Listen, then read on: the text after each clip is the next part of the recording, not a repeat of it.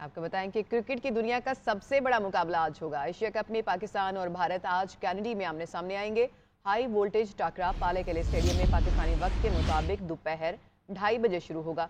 बाबर आजम और रोहित शर्मा को अपनी अपनी जीत का यकीन है। पाकिस्तान ने प्लेइंग 11 का ऐलान कर दिया। पाकिस्तान ने नेपाल के खिलाफ खेलने वाला विनिंग कॉम्बिनेशन बरकरार रखा है। कप्तान बाबर आजम कहते हैं श्रीलंका की कंडीशन से आगाह हैं, मैच का दबाव नहीं ले रहे, वर्ल्ड कप को सामने रखकर एशिया कप खेल रहे हैं, बारिश भी रंग में भंग डालने को तैयार है। बाबर 11 और रोहित 11 के दरमियान मार्का पाली किले। भारत के खिलाफ एशिया कप के हाई वोल्टेज मार्के के लिए 11 रुकनी पाकिस्तानी टीम का ऐलान। टीम में कोई तब्दीली नहीं की गई। नेपाल के खिलाफ मैच खेलने वाला स्क्वाड बरकरार। किंग बाबर आजम अपने 10 सूरमाओं के साथ भारतीयों का शिकार करने के लिए तैयार। ऑलराउंडर शादाब खान नायब कप्तान होंगे। बल्लेबाजी का महाज फखर जमान, इमामुल हक, सलमान अली आगा, इफ्तिखार अहमद, मोहम्मद रिजवान संभालेंगे। मोहम्मद नवाज मुखालिफ टीम को स्पिन के जाल में जकड़ेंगे। नसीम शाह, शाहीन शाह अफरीदी और हारिस रऊफ अपनी तेज गेंदों से विकेटें उड़ाएंगे। बाबर आजम का कहना है कि कोशिश है अपनी बेस्ट 11 के साथ खेलें। वर्ल्ड कप को सामने रखकर एशिया कप खेल रहे हैं। श्रीलंका की कंडीशन से आगाह है, मैच का दबाव नहीं ले रहे। पाली किले इंटरनेशनल स्टेडियम में 35,000 तमाशाइयों के बैठने की गुंजाइश है। मैच की इंतहाई महंगी टिकटें हाथों हाथ फरोख्त हुई। मैच पाकिस्तानी वक्त के मुताबिक दोपहर 2:30 बजे शुरू होगा। पाली किले में महकमा मौसमियात ने मैच के दौरान बारिश की पेशगोई भी कर रखी है। एशियाई क्रिकेट का सबसे बड़ा मुकाबला पाकिस्तान और भारत के हाई वोल्टेज मार्के के लिए आज कैंडी में मैदान सजेगा। कौन से खिलाड़ी होंगे टीमों का अहम हथियार और कौन सा खिलाड़ी बनेगा तवज्जो का मरकज, जानिए इस रिपोर्ट में। आलमी अमन की बहाली में अक़वाम मुत्तहिदा का किरदार लायक तहसीन है। अमन मिशन पर मामूल जवानों के तहफ़्फ़ुज़ और सिक्योरिटी को यकीनी बनाने के लिए मौसर इक़दाम करना होंगे। आर्मी चीफ का अक़वाम मुत्तहिदा अमन मिशन के वज़ारती इजलास से खिताब। अमन दस्तों को दरपेश बढ़ते हुए चैलेंजेस और ख़तरात से आगाह किया। कहा पाकिस्तान ऐसा खिता है जहां अमन, तजारत, ट्रांजिट और सरमायाकारी हो। ऐसा खिता चाहते हैं जो जनूबी, मगरबी और वस्ती एशियाई रियासतों के लिए खुशहाली का बायस हो। मसला कश्मीर सलामती कौंसिल की करारदादों और कश्मीरियों की उमंगों के मुताबिक हल किया जाए।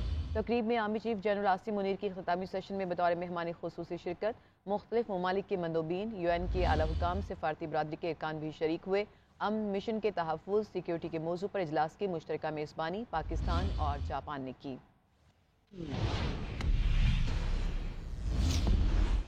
लाहौर से गिरफ्तार साबिक वज़ीर आला पंजाब चौधरी परवेज़ इलाही को पिम्स अस्पताल से मेडिकल के बाद अडयाला जेल शिफ्ट करने के बजाय अटक जेल शिफ्ट कर दिया गया।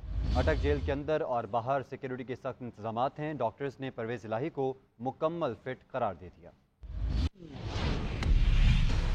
लाहौर हाईकोर्ट का सख्त हुक्म नजरअंदाज, चौधरी परवेज इलाही फिर गिरफ्तार। चौधरी परवेज इलाही सारा दिन हाईकोर्ट में बैठे रहे। इस दौरान हाईकोर्ट का तहरीरी हुक्म मिलते ही चौधरी परवेज इलाही घर जाने के लिए रवाना हुए तो इस्लामाबाद पुलिस ने उन्हें केनाल रोड से गिरफ्तार कर लिया। परवेज इलाही को 3 MPO के तहत हिरासत में लिया गया। लाहौर हाईकोर्ट के जस्टिस अमजद रफीक ने परवेज इलाही की गिरफ्तारी के खिलाफ दरख्वास्त पर फैसला जारी कर दिया। अदालत ने साबिक वजीर आला को गिरफ्तार न करने के साथ उनको नजरबंद भी न करने का हुक्म दिया था। अदालत ने हुक्म दिया कि फैसले पर मिनो अन अमल दरामद किया जाए। अदालती फैसले की कॉपी DIG ऑपरेशंस के हवाले कर दी गई। अदालत ने नैब समेत दीगर फ्रीकैन से भी 21 सितंबर के लिए जवाब मांग लिया। अदालत ने फैसले में करार दिया कि पंजाब हुकूमत की अपील के खारिज होने के बाद परवेज इलाही की हिरासत गैर कानूनी थी। इससे पहले नैब ने अदालती मोहलत पर परवेज इलाही को अदालत में पेश किया। अदालत ने नैब को मोहलत दी और बावर कराया कि अगर परवेज इलाही को पेश न किया गया तो उस पर DG नैब के वारंट गिरफ्तारी जारी कर दिए जाएंगे। दूसरी जानी मीडिया से गुफ्तगू में परवेज इलाही ने कहा कि चेयरमैन PTI के साथ खड़े हैं। दुआएं हुई हैं, यकीन करें ये दुआओं का नतीजा है और अल्लाह ताला ने एक बाइज्जत रिहाई जो दी है ये अल्लाह ताला की करम नवाज़ी। लाहौर हाई कोर्ट के अहाते में नैब और पुलिस के दरमियान खींचातानी और धक्कम पेल भी हुई। हाई कोर्ट के हुक्म के बाद पुलिस परवेज इलाही को घर ले जा रही थी। गली में पहुंचते ही रोककर वालिद को अगवा कर लिया गया। साबिक वफाकी वजीर मोनिस इलाही का ट्वीट लिखा, अदालती अहकामात का मजाक उड़ाया जा रहा है। गिरफ्तार करना है तो सरकारी ऐलान करें।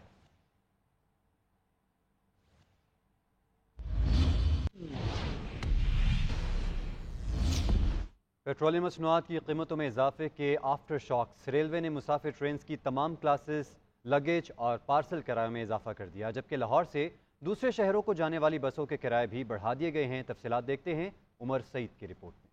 महंगाई की चक्की में पिसी आवाम को एक और झटका। ट्रेनों और बसों के किरायों में भी इजाफा। रवां माह के पहले ही रोज किरायों में इजाफे का बम फोड़ दिया गया।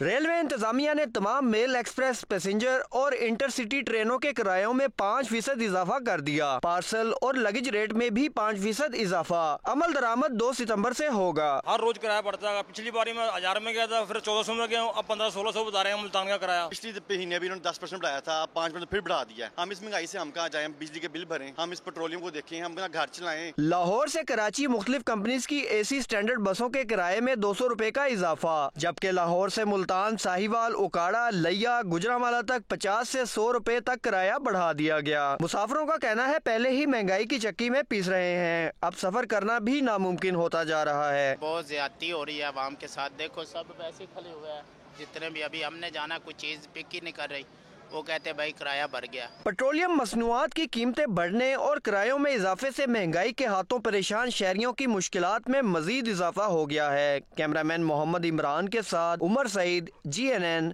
लाहौर। मौशी मुश्किलात की बड़ी वजह स्मगलिंग करार, टैक्स चोरी, डॉलर की बढ़ती कीमत स्मगलिंग के साथ जुड़े हैं। निगरान वज़ीर-ए-आज़म ने स्मगलिंग रोकने के लिए सख्त कार्रवाई का हुक्म दे दिया। कहते हैं कि मुल्क की मईशत को स्मगलिंग की वजह से अरबों रुपए का नुकसान होता है। स्मगलिंग रोकने और इदारों की कारकर्दगी का जायजा लेने के लिए खुद हर सूरत हाल का जायजा लूंगा। बलूचिस्तान में स्मगलिंग में मुलविस अफराद को करार वाक़ई सजा दिलवाई जाएगी। निगरान वज़ीर-ए-आज़म इनवारुल हक काकड़ का दौरा कीनिया मनसूख हो गया।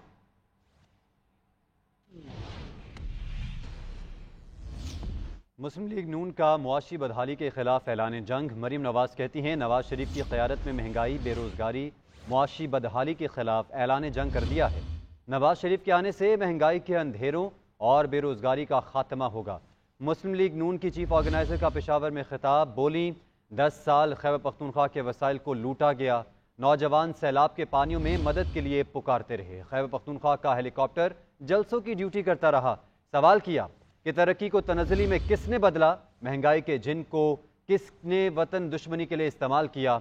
मजलूमियत के नारे बुलंद करने से पहले अपनी फैलाई तबाही का हिसाब दें।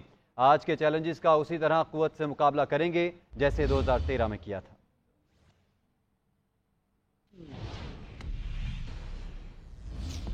सेनेटर इसाक डार ने कहा कि पाकिस्तान के डिफॉल्ट का मंत्रा हमेशा के लिए खत्म हो गया। निगरान हुकूमत तमाम पॉलिसीज को लेकर चले तो मुल्क बेहतर होगा। जो तबाही की गई वो 1 साल में ठीक नहीं हो सकती। 4 साल में मुल्क की मईशत को 47वें नंबर पर पहुंचा दिया गया। और साथ ही साथ उन्होंने ये भी कहा कि जो मुल्क की सूरत हाल है उसको ठीक करने में अब वक्त लगेगा। का बुरा हाल था और Pakistan macro economic unstable country declared था। आपको याद होगा कि पाकिस्तान में टेररिज्म के जो अटैक्स होते थे, हर हफ्ते कई अटैक्स होते थे। आपको याद होगा बिजली की लोड शेडिंग 18 घंटे होती थी। हमारी पार्टी ने, मियां नवाज शरीफ ने वादा किया था कि हम इकोनॉमी को भी ठीक करेंगे, हम इस अंधेरों को भी दूर करेंगे और हम टेररिज्म से भी हम इसको लड़ेंगे। हमने अल्हम्दुलिल्लाह इकॉनमी वहाँ ले गए जहाँ आपकी दुनिया की 24वीं मईशत बन गई। सारी दुनिया मुतरिफ थी। आपको G20 प्राइस कूपर ने, वाटर हाउस कूपर ने कह दिया कि आप चंद सालों में चले जाएंगे। मियां नवाज शरीफ साहब की वापसी अक्टूबर का फैसला अनाउंस हो चुका है और ये मियां शहबाज शरीफ साहब इसको पब्लिक कर चुके हैं। मियां नवाज शरीफ साहब की उसमें ब्लेसिंग है और उनकी इजाज़त से आज भी बात हुई है। इंशाअल्लाह अक्टूबर में वो पाकिस्तान जाएंगे। अमीर जमात इस्लामी सराजुल हक कहते हैं वज़ीर आज़म ने कहा कि हर हालत में बिल देना होगा, किस्तों के लिए IMF से इजाज़त लेंगे। मुझे बहुत मायूसी हुई जब वज़ीर आज़म ने कहा महंगाई इतनी नहीं है और हड़ताल की ज़रूरत नहीं है। आज मुल्क भर में शटर डाउन हड़ताल होगी। तो अल्लाह ताला ने 1000 किलोमीटर साहिल समंदर से नवाजा है। पाकिस्तान इतनी पावर है, लेकिन इसके बावजूद भी जब बिजली की कीमतों में हुकूमत ने इजाफा किया और कराची से लेकर चतराल तक और ग्वादर से लेकर खारान तक हमने मुजाहिरे किए, तो कल वजीर आजम ने प्रेस कॉन्फ्रेंस की और फरमाया कि इन जुर्मानों को कौम से उसूल तो करना है, हर हालत में हमने आपने बिल देना है, लेकिन इनको किस्तों में लेने के लिए हम IMF के साथ मशवरा करेंगे। नहीं मानते हैं IMF को, हम मुर्दाबाद कहते हैं IMF को। आपका गुलाम, आपको मुबारक हो। बिजली के बिलों में इजाफे और महंगाई के खिलाफ कराची में ताजरों की कामयाब शटर डाउन हड़ताल। तमाम ताजर तंजीमों की अपील पर होने वाली हड़ताल के दौरान शहर की तमाम छोटी बड़ी मार्केट, सनती इदारे और कारखाने बंद रहे। बिलों में इजाफे के खिलाफ जमात इस्लामी भी आज हड़ताल और पुरअमन एहतजाज करेगी। राशिद खान तफसीलात रिपोर्ट करेंगे।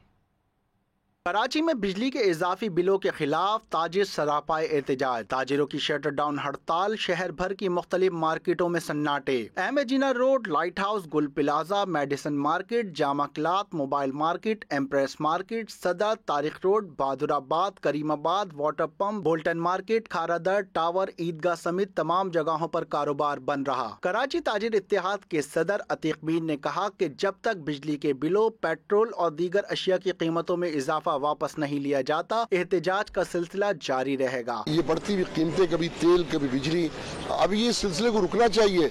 जब तक ये मुनसिफाना सफ़ों पर नहीं आएगा हमारे एहतजाजी कदम रुक नहीं पाएंगे। हमारी सांस तो रुक सकती है, अब ये एहतजाज नहीं रुकेगा। जबकि ताजिर रहनुमा रिजवान इरफान ने कहा कि महंगाई ने आवाम और कारोबारी तबके को कुचल कर रख दिया है। आगे भी जो है हमने गवर्नमेंट को बोला कि भी हमारा मसला हल करे। अगर ये 72 घंटे में हमारे मसाले हल नहीं होते या हमको रिलीफ नहीं मिलता तो हम जो है आगे धरनों में भी जाएंगे और हमारी हड़ताल जो है वो इसमें और भी इजाफा हो सकता है। महंगाई और इजाफी बिलों के खिलाफ हफ्ता 2 सितंबर को जमात इस्लामी भी हड़ताल और पुरअमन एहतजाज करने जा रही है। लेकिन सियासी जमात की हड़ताल की हिमायत की जाए या नहीं, कराची की ताजिर तंजीमें 2 ग्रुपों में तकसीम हो गई हैं। राशिद खान, GNN, कराची। बिजली बिलों के खिलाफ मुल्क गिर मुजाहरे और शटर डाउन हड़ताल। कई शहरों में आवाम का सड़कों पर एहतजाज। आज़ाद कश्मीर में महंगी बिजली से परेशान शहरी बिजली के खंभे उखाड़ने लगे। तफसीलात इस रिपोर्ट में देखिए। मुल्क के कई शहरों में ताजरों की शटर डाउन हड़ताल तो आवाम का सड़कों पर एहतजाज। खैबर तक कराची बिजली बिलों के खिलाफ मुजाहरे, पावर कंपनीज के दफातर का घेराव, बिजली के बिल नजरे आतिश कर दिए। तवाबी, दादू और दीगर शहरों में शटर डाउन हड़ताल। मुजाहिरीन का लालटेन और कोयले की इस्त्रियां थामे बिलों के हार पहनकर मुनफरिद अंदाज में एहतजाज। शुजाबाद में धरने के दौरान बूढ़ी खातून की दुहाई, आमदन अठनी बिल रुपया। फैसलाबाद में सनतकारों ने स्याह बैनर्स आवेजा कर दिए। सादिकाबाद, नौशहरो फिरोज में अवाम और ताजर सड़कों पर निकल आए। गड़ी खैरू में टैक्सी ड्राइवर्स का एहतजाज। गड़ी यासीन में रिक्शा ड्राइवर्स ने रोड को ब्लॉक कर दिया। मुजाहिरीन का कहना है मेहनत मजदूरी करके बच्चों का पेट पालें या बिजली के बिल अदा करें। आजाद कश्मीर में महंगी बिजली के खिलाफ शहरी खंबे उखाड़ने लगे। उनका कहना है कि इतनी आमदन नहीं जितने बिजली के बिल आ गए हैं। मुल्तान, बिहाड़ी, रहीम यार खान, बहावलनगर और मुजफ्फरगढ़ समेत दीगर शहरों में लोगों ने टायरों को आग लगाकर गुस्सा निकाला। मुल्क में महंगाई में इजाफे का रुझान जारी है। महंगाई की हफ्तावार शरह 0.54% पर पहुंच चुकी है। चावल, अंडे, दाल, माश, कुकिंग ऑयल, दूध और दही सबकी कीमतें बढ़ गई हैं।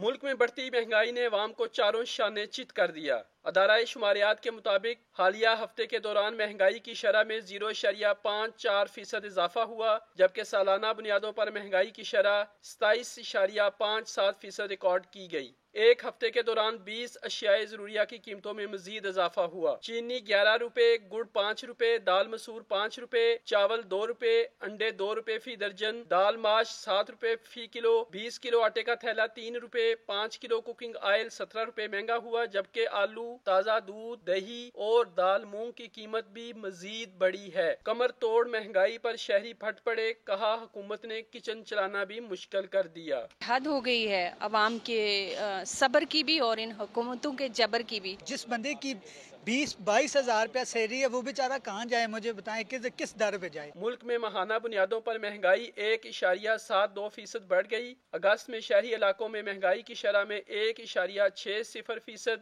और देही इलाकों में 1.88% का इजाफा हुआ। महंगाई शहरी मीठे से भी महरूम होने लगे हैं। शहर शहर चीनी के दाम बेलगाम हैं।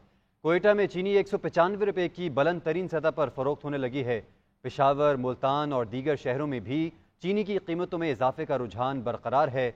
हुकूमत और शुगर मिल्स एसोसिएशन चीनी की कीमत में इजाफे का मलबा एक दूसरे पर डालने में मसरूफ हैं। तफसीलात के लिए रिपोर्ट देखिए।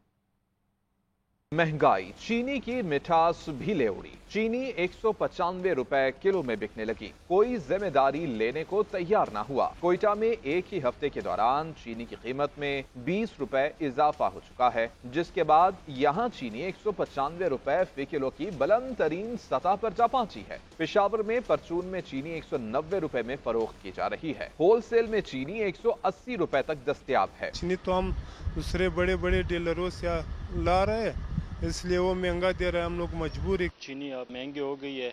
तकरीबन अभी जो है होलसेल रेट जो है इसका 180 है और आवाम के परचून में जो है 200 तक मिल रही है। पहले जो है ना 2800 रुपए की बोरी थी, अब जो है ना 8000 से ऊपर तजावुज कर गई है। चीनी बहुत महंगी हो गई है, गरीब का बस नहीं खरीदने के लिए। हुकूमत चीनी की कीमत को लगाम नहीं डाल पा रही। केन कमिश्नर पंजाब कीमतों में इजाफे की वजह अदालती हुक्म इम्तना को करार दे रहे हैं। ये जो स्टॉक मौजूद हैं ये 3-3.5 महीने के लिए हमारे वाफर हैं। अगर ये स्मगलिंग नहीं होती तो इंशाल्लाह इसमें हमारी कोई कमी नहीं होगी, हमें कोई इंपोर्ट की ज़रूरत नहीं पड़ेगी। इसीलिए हमारी तमाम तर तवज्जो इस पे मरकूज है कि हम स्मगलिंग को हर कीमत पे रोकें। काश्तकारों के मुताबिक चीनी की कीमतें बढ़ने की वजह स्मगलिंग है। मैं यही कहना चाहूँगा कि अंधेर नगरी चौपड़ राजा, उसके बाद गन्ना 300 रुपए में खरीदते हैं, 650 औसत आती है हमारे गन्ने की। मिल मालिकान रेट बढ़ने की वजह चीनी की पैदावारी लागत में इजाफे को करार दे रहे हैं। मालिकान के मुताबिक ओवर रेगुलेशन बरकरार रहा तो काश्त में मजीद कमी से बहरान बढ़ेगा। बात करें इंतखाबात से मुतालिक तो इलेक्शन कमीशन ने हल्का बंदियों के दौरानिये को कम कर दिया है। हल्का बंदियों की हतमी इशात 14 दिसंबर की बजाय 30 नवंबर को होगी। इलेक्शन कमीशन का कहना है कि इस तारीख को मद्देनजर रखते हुए इंतखाबी शेड्यूल का ऐलान किया जाएगा। इलेक्शन कमीशन की 14 सियासी जमातों से मुलाकातें, हल्का बंदियों के शेड्यूल में 14 दिन कमी कर दी। हल्का बंदियों की हतमी अशात 30 नवंबर को होगी। चीफ इलेक्शन कमिश्नर की जेर सदारत हल्का बंदियों के दुरानिये में कमी और इंतखाबी शेड्यूल से मुतल्लिक जायजा इजलास हुआ। इजलास में मेंबरान इलेक्शन कमीशन के साथ सेक्रेटरी इलेक्शन कमीशन व दीगर हुकाम शरीक हुए। इजलास में सियासी जमातों से मुशावरत बारे तफसीली गौर किया गया। KRL फाउंडेशन की जानिब से रावलपिंडी में फ्री मेडिकल कैंप का इनेकाद किया गया, जिसमें मरीजों के चेकअप के साथ साथ फ्री टेस्ट की सहूलत भी फराहम की गई है। तफसीलात देखिए इस रिपोर्ट में। रावलपिंडी में KRL फाउंडेशन की जानिब से फ्री मेडिकल कैंप लगाया गया, जिसमें मुख्तलिफ इलाकों से मरीजों की बड़ी तादाद ने शिरकत की। एक रोजा कैंप में शहरियों का फ्री मुआयना और टेस्ट किए गए। कैंप में शरीक डॉक्टर्स का कहना था कि मेडिकल कैंप लगाने का मकसद महंगाई और महंगे इलाज से परेशान मरीजों के लिए आसानियाँ पैदा करना है। फ्री कैंप किया गया KRLF फाउंडेशन के तासुब से और उसका मौक़िफ़ यही था कि हम कुछ पेशेंट को सहूलतें प्रोवाइड कर सकें ताकि उन्हें थोड़ी मुफ्त इलाज और दवाइयाँ और उनके टेस्ट किए जा सकें। अहलियाने रावलपिंडी ने भी KRL फाउंडेशन के इक़दाम को खूब सराहा। लोगों के पास इतने पैसे नहीं है, हमारा स्पेशलिस्ट 5000 रुपये से कम नहीं लेता। यहाँ तो फ्री ऑफ कास्ट आज देख रहे हैं, बाकी जो है मेडिसिन है वो 10% डिस्काउंट पे ये दे रहे हैं। ऐसे कुछ और क्लिनिक खोले ताकि कुछ जो गरीब लोग हैं उनको भी भला हो और वो अपने टेस्ट वगैरह और अपने इलाज करवा सके। मुंतज़मीन ने आइंदा भी फ्री मेडिकल कैंप और फ्री टेस्ट की सहूलियात देने के अज़्म का इआदा किया।